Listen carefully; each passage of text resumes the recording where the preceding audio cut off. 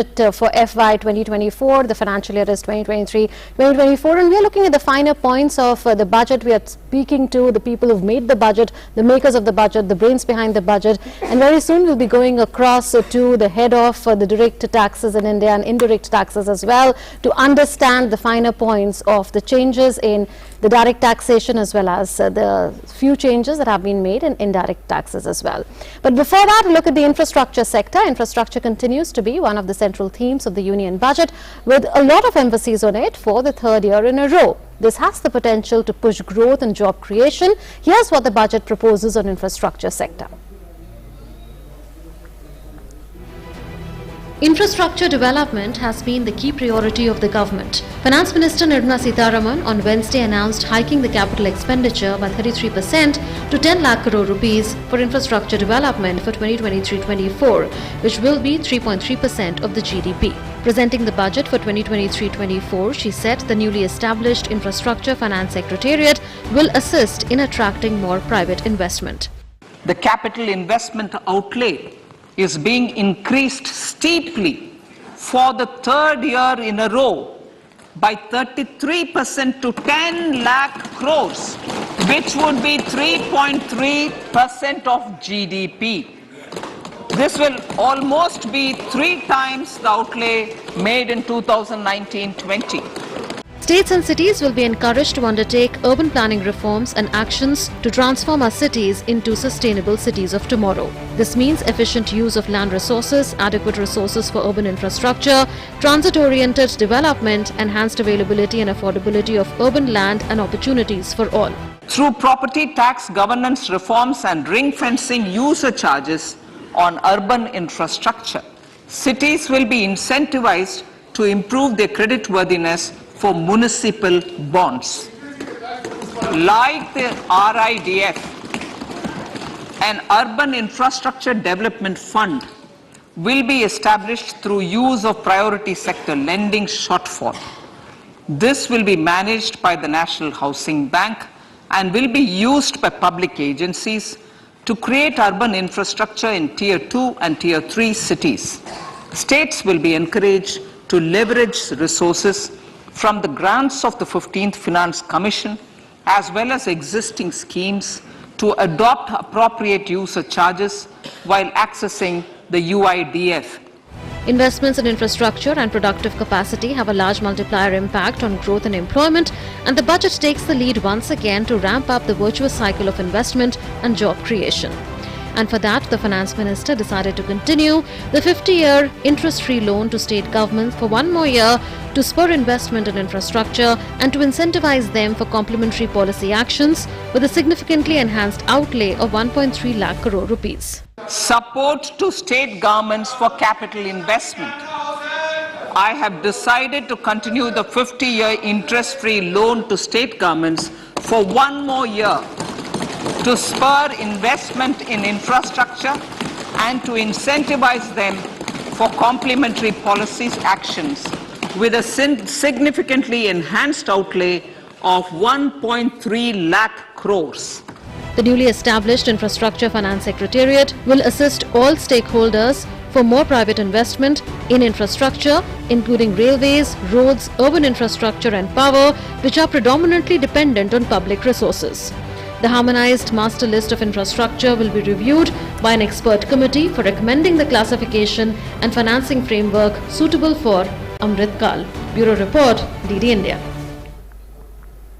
तो अमृतकाल की सबसे बड़ी बात यह है कि लगातार 3 सालों से जो बुनियादी ढांचा है या फिर कहें कैपिटल एक्सपेंडिचर, उसमें बढ़ोतरी दिखाई दी जा रही है और इस बार हमने 10 लाख करोड़ रुपए का प्रावधान देखा और ये एक बहुत बड़ा फोकस इस बजट का स्पष्ट तौर पर नजर आ रहा है। लेकिन अब हम बात करते हैं मिडिल क्लास की। बजट में मध्यम वर्ग को काफी बड़ी राहत दिखाई दी है। सैलरी वालों को नई टैक्स व्यवस्था में 7 लाख रुपए तक की आय पर कोई टैक्स नहीं लगेगा। साथ ही वित्त मंत्री ने टैक्स स्लैब की संख्या को घटा करके 5 कर दिया है। सरकार ने अब नई टैक्स व्यवस्था को डिफॉल्ट बना दिया है, लेकिन जो लोग चाहते हैं पुरानी व्यवस्था में रहना, वो फिलहाल उनके लिए वो विकल्प भी जारी है। बजट से सबसे ज्यादा आम आदमी की ओर से इनकम टैक्स में छूट की आस और मांग होती है। वित्त मंत्री ने इस बार करदाताओं को निराश नहीं किया और मिडिल क्लास को बजट में वर्षों बाद बड़ा तोहफा दिया है।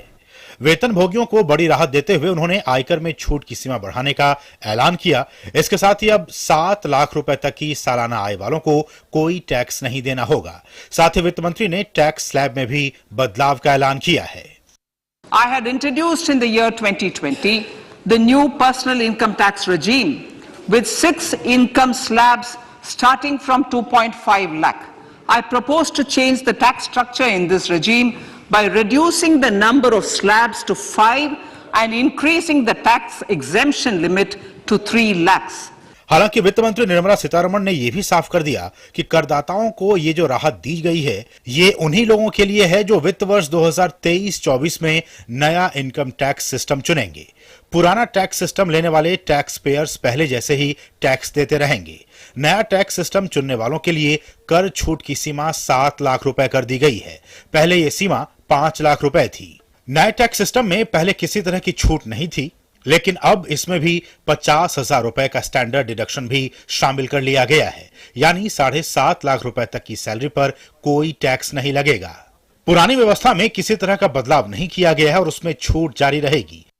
बदली हुई टैक्स की दर को अगर आसान भाषा में समझें तो नई व्यवस्था के तहत टैक्स स्लैब में छूट के ऐलान के बाद अब व्यक्तिगत आयकर की नई टैक्स दर के मुताबिक 3 लाख रुपए तक टैक्स की दर शून्य रहेगी। 3 से 6 लाख रुपए तक 5%, 6 से 9 लाख रुपए पर 10%, 9 से 12 लाख रुपए पर 15%, 12 से 15 लाख रुपए तक 20% और 15 लाख से ऊपर 30% टैक्स लगेगा। वित्त मंत्री ने बताया कि नई टैक्स व्यवस्था में 9 लाख रुपए की वार्षिक आय वाले किसी व्यक्ति को केवल 45,000 रुपए का भुगतान करना होगा, जो कि उसकी आय का केवल 5% है, जबकि अभी उसे ये 60,000 रुपए का टैक्स देना पड़ रहा है। यानी 9 लाख तक की आय वाले को 15,000 रुपए की बचत होगी, जो कि करीब 25% है। इसी तरह 15 लाख रुपए की आय वाले किसी व्यक्ति को केवल 1.5 लाख रुपए या उसकी आय के 10% भुगतान करना होगा, जबकि अभी उसे 1,87,500 रुपए टैक्स देने होंगे। यानी उसे अब 37,000 रुपए कम देने होंगे या फिर 20% की कमी होगी। फिलहाल इनकम टैक्स रिटर्न भरने के 2 ऑप्शंस हैं। 1 अप्रैल 2020 को नया ऑप्शन दिया गया था। सरकार ने नए टैक्स रिजीम को डिफॉल्ट ऑप्शन करार दिया है। We are also making the new income tax regime as the default tax regime. However, citizens will continue to have the option to avail the benefit of the old tax regime. लेकिन पुराना system अभी जारी रहेगा और जो लोग इसे चुनना चाहें वो इसे चुन सकते हैं। अगर आप पुराना टैक्स रिजीम चुनते हैं तो आपको नई राहत नहीं मिलेगी। पुरानी व्यवस्था में आपको अपने निवेश के लिए सारे डॉक्यूमेंट देने होंगे और पुराने टैक्स स्लैब के हिसाब से टैक्स देना होगा। वित्त मंत्री ने बताया कि देश में वर्तमान कर की दर 42.74% है, जो दुनिया में सबसे अधिक है। बजट 2023 नई कर व्यवस्था में उच्चतम सरचार्ज दर को 37% से घटाकर 25% करने का प्रस्ताव करता है। इसके परिणाम स्वरूप अधिकतम कर की दर 39% तक कम हो जाएगी। अप्रत्यक्ष करों की बात की जाए तो कुछ खास सिगरेटों पर राष्ट्रीय आपदा आकस्मिकता शुल्क को संशोधित करते हुए उसमें लगभग 16% की वृद्धि करने का प्रस्ताव किया गया है। इससे सिगरेट और महंगी होगी। इसके अलावा चांदी पर कस्टम ड्यूटी बढ़ाई गई है, जिससे चांदी कुछ महंगी होगी। बजट में सोने और प्लैटिनम से बने सामानों पर सीमा शुल्क में वृद्धि की गई है। वहीं चांदी से निर्मित डोरे, बार और सामानों पर आयात शुल्क में वृद्धि की गई है। टीवी पैनल के ओपन सेलों के पुर्जों पर बेसिक सीमा शुल्क को घटाकर 2.5% करने का प्रस्ताव है, जिससे टीवी सस्ती होगी। मोबाइल फोनों के कुछ एक पुर्जे और कैमरा लेंसों के आयात पर बेसिक सीमा शुल्कों में राहत दी गई है, जिससे ये सस्ते होंगे। लिथियम आयन बैटरी सेलों पर रियायती शुल्क को 1 और वर्ष के लिए जारी रखना होगा, जिससे इलेक्ट्रिक कार भी सस्ती होगी। लैब निर्मित हीरे के सीड्स पर कस्टम ड्यूटी में छूट दी गई है। रबर पर भी ड्यूटी कम की गई है। इससे खिलौने, साइकिल, ऑटोमोबाइल सस्ते होंगे। Bureau report, DD news. So it's interesting, Jay, that the new tax regime has been made the default one. So if you don't opt for any, by default, that will be the tax regime that will apply to you. और जो वित्त मंत्री से हमारी बात हुई, उन्होंने कहा कि ये आपके ऊपर निर्भर करता है कि आप अपने पैसे जो आपके पास बचेंगे, जो बचत होगी। मैंने सवाल किया उनसे कि जो पहले पीपीएफ में, एनपीएस में, एटीसी में लोग जमा करते थे, अब उनका क्या होगा। वो लोग सोचते हैं कि भाई नई टैक्स रिजिम में हमें कोई एग्जम्पशन नहीं मिला। उन्होंने कहा कि अब आपके पास पैसे आपके हाथ में रहेंगे। आप पैसे पहले भी इन्वेस्ट करते थे, अब भी आप वो पैसे वहीं इन्वेस्ट कर सकते हैं। अब आपको जबरदस्ती या मजबूरी में पीपीएफ में या एनपीएस में डालने की जरूरत नहीं। अगर आप चाहते हैं कि आपको रिटायरमेंट के लिए एनपीएस में या दूसरे इंस्ट्रूमेंट्स में पैसे डालने हैं, तो वो आपके पास पूरा का पूरा अधिकार है। और चूंकि आपको टैक्स कम मिलेगा, आपके हाथ में ज्यादा पैसे बचेंगे, तो आप बेहतर फैसला ले सकते हैं। तो कोई घबराने की जरूरत नहीं है। नया टैक्स रिजीम एज पर वित्त मंत्री ज्यादा ल्यूक्रेटिव होगा पुराने tax regime. Absolutely, and more money in the hands means more expenditure, more private consumption, and hence a boost to the economy. Well, green growth is one of the key priorities of the budget. Here's how the union budget proposes to promote India as a green economy. With this year's budget carrying green growth as the fifth priority in the Saptarishi steps that guide the country through the Amrit Kal, Union Finance Minister Nirmala Sitharaman introduced several reforms for the sector that will reduce carbon intensity of the economy and provide large-scale green job opportunities. Green growth. We are implementing many programs for green fuel, green energy, green farming, green mobility, green buildings and green equipment, and policies for efficient use of energy across various economic sectors. These green growth efforts help in reducing carbon intensity of the economy and provides for large-scale green job opportunities. Budget 2023-24 provides 35,000 crore rupees for priority capital investments towards energy transition and net zero objectives and energy security by Ministry of Petroleum and Natural Gas. Energy transition.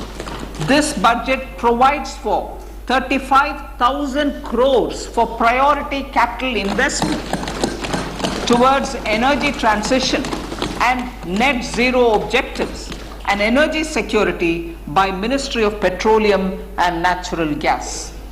For the renewable energy evacuation, the interstate transmission system for evacuation and grid integration of 13 gigawatt renewable energy from Ladakh will also be constructed. Renewable energy evacuation. The interstate transmission system for evacuation and grid integration of 13 gigawatt renewable energy from Ladakh will be constructed with investment of 20,700 crore, including central support of 8,300 crores. The Union Minister also added that building on India's success in afforestation, Mishti scheme will be taken up for mangrove plantation along the coastline and on salt pan lands. Building on India's success in afforestation, mangrove initiative for shoreline habitats and tangible incomes, Mishti, will be taken up for mangrove plantation along the coastline and on salt pan lands wherever feasible through convergence between Manrega, Campa Fund and other sources. Amrit Dharohar. Wetlands are vital ecosystems which sustain biological diversity. Local communities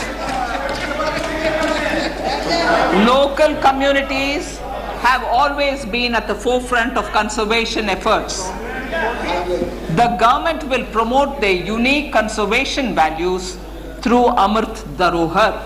For encouraging behavioral change, a green credit program will be notified under the Environment Protection Act. This will incentivize environmentally sustainable and responsive actions by companies, individuals and local bodies and help mobilize additional resources for such activities. Bureau Report, DD India. तो आप देख रहे हैं हमारा खास कार्यक्रम budget 2023 news night special और अब वक्त हो चला एक छोटे से ब्रेक का। कहीं मत जाइए, चर्चा लगातार जारी है।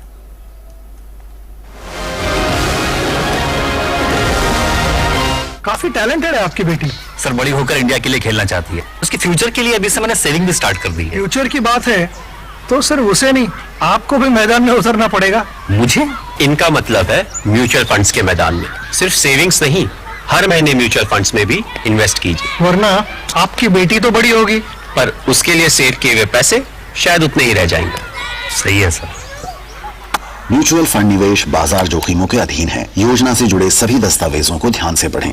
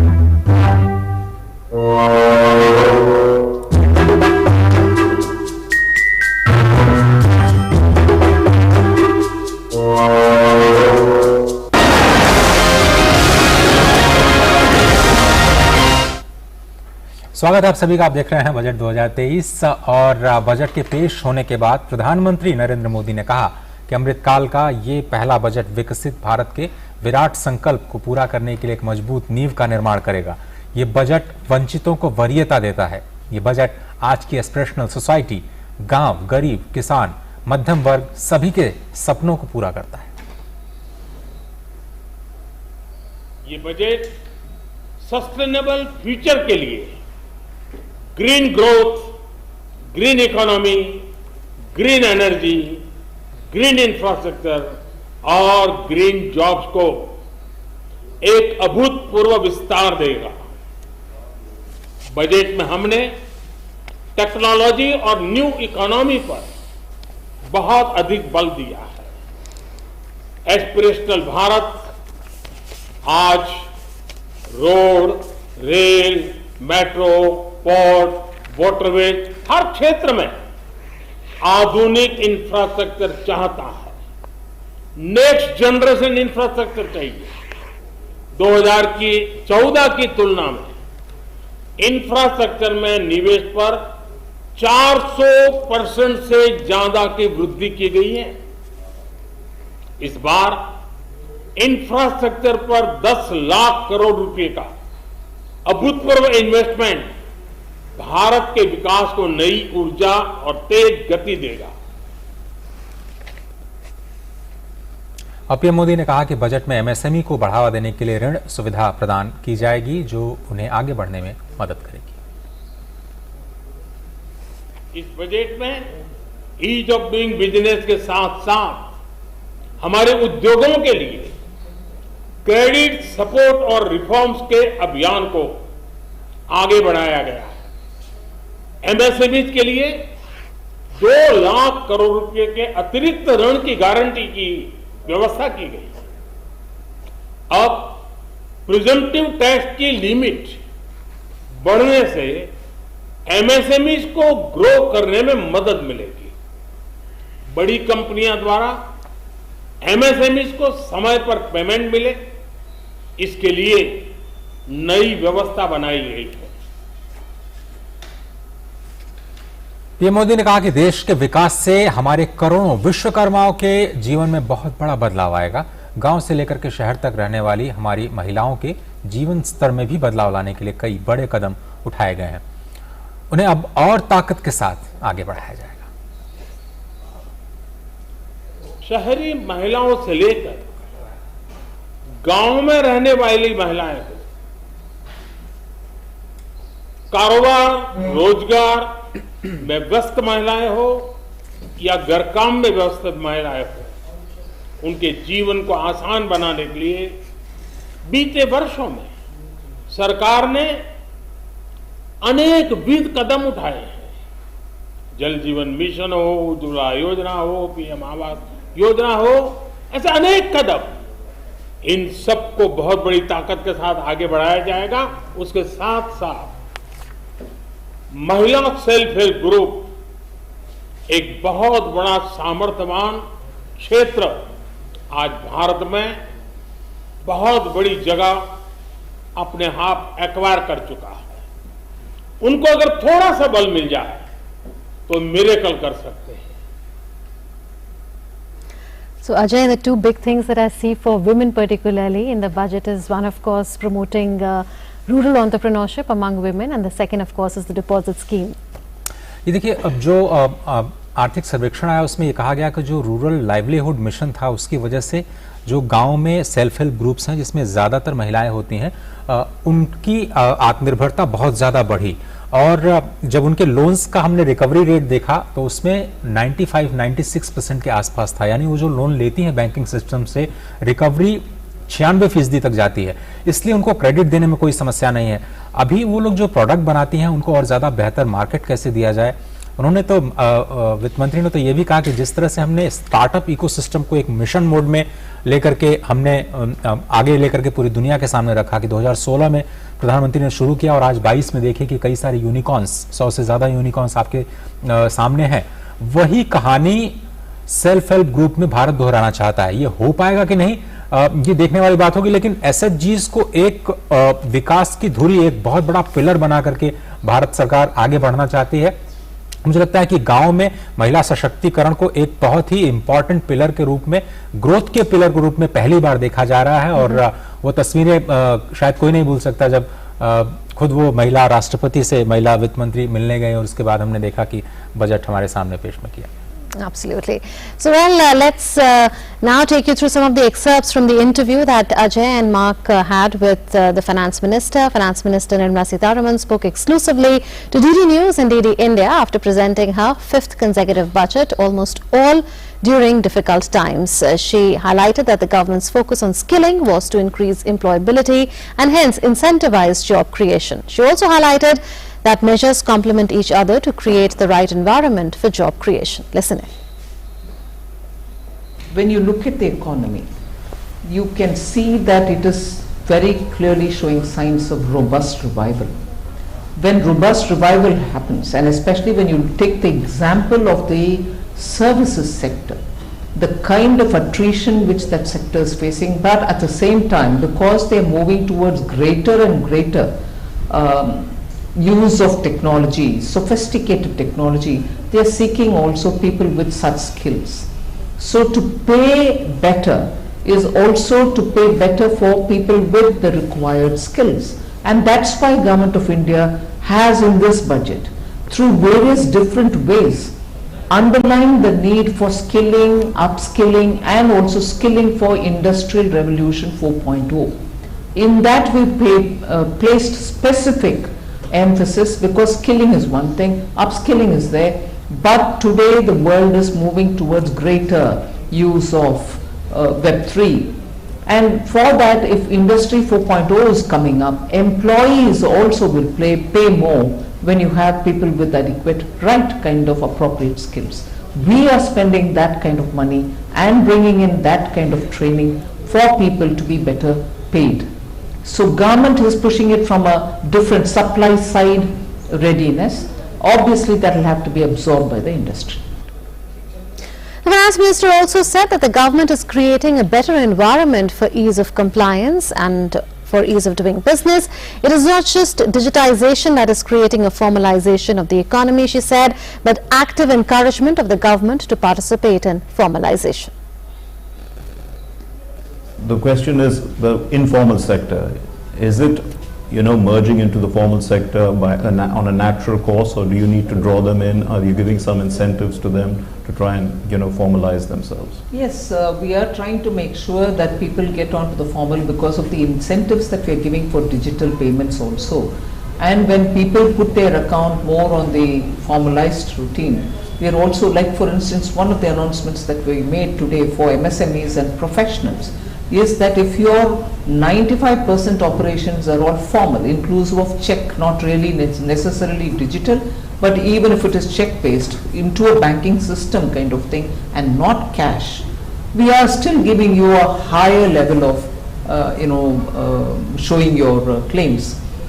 So then there are ways in which, this is one example, but there are very many other examples through which we are promoting the informal sector to gain from formalizing.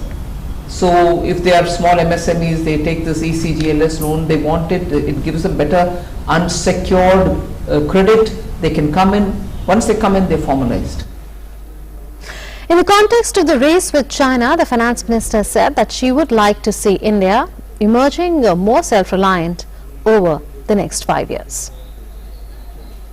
All eyes are on India now because, I mean, we are the G20 president, but also since the bright spot, the IMF has told us this, and we are targeting to be the third largest economy in the world. Some people wonder, about the race with China. I mean, where do you see India versus China 5 years down? I would see more India becoming Atmanirbhar, India producing many things for itself and also producing for the world. The pace at which we are growing will, with the sustained interest of people and also because of a responsive government. I would also think, importantly, that the stability which this government has given, because it had received a mandate which was so very clearly a strong mandate, the stability therefore, and also in treating tax matters not with impetuousness but with more level-headed approach, keeping stability and predictability in tax regime, we will definitely be one of those attractive economies. The question that now comes to mind is how soon will India become the third largest economy now, overtaking countries like Japan? Will it be in under a decade, or how long will it take, and how far is the $5 trillion economy target, considering that our economic growth is among the best or the best among the large economies? बहुत सारे experts मानते हैं कि जो Germany और Japan दो economies हैं उनको तो सरपास करना काफ़ी आसान होगा इंडिया के लिए आगे जाते हुए, क्योंकि हम डॉलर रुपी टर्म्स में बेटर करते हुए नजर आएंगे। और जिस तरह से इकोनॉमिक सर्वे ने कहा कि जो रिफॉर्म्स हमने किए थे पिछले 8 सालों में 9 सालों में, चूंकि कोविड और यूक्रेन संकट की वजह से उसका असर हमें दिखाई नहीं दिया, वो एक मल्टीप्लायर इम्पैक्ट की तरफ अगले 6-7 सालों में स्पष्ट तौर पर दिखाई देंगे। तो कल का जो आंकड़ा इकोनॉमिक सर्वे में जो सीए ने दिया वो कि 7 साल में हम $7 ट्रिलियन इकोनॉमी पर पहुंचेंगे, और हो सकता है हम ज्यादा तेजी से, बड़े बेस पे हम ज्यादा तेजी से एक तरह से ग्रो कर पाए। इससे पहले जब अरविंद पनागड़िया जी से बात हुई थी वो काफी ज्यादा आश्वानित हुए हैं, वो कह रहे हैं 2030 तक हम शायद जर्मनी और जापान को पीछे छोड़ देंगे। आईएमएफ और दूसरे जो वर्ल्ड इकोनॉमीज हैं, अगर हम उनके एक तरह से जो प्रोजेक्शंस उनको देखें तो 2070 तक जाकर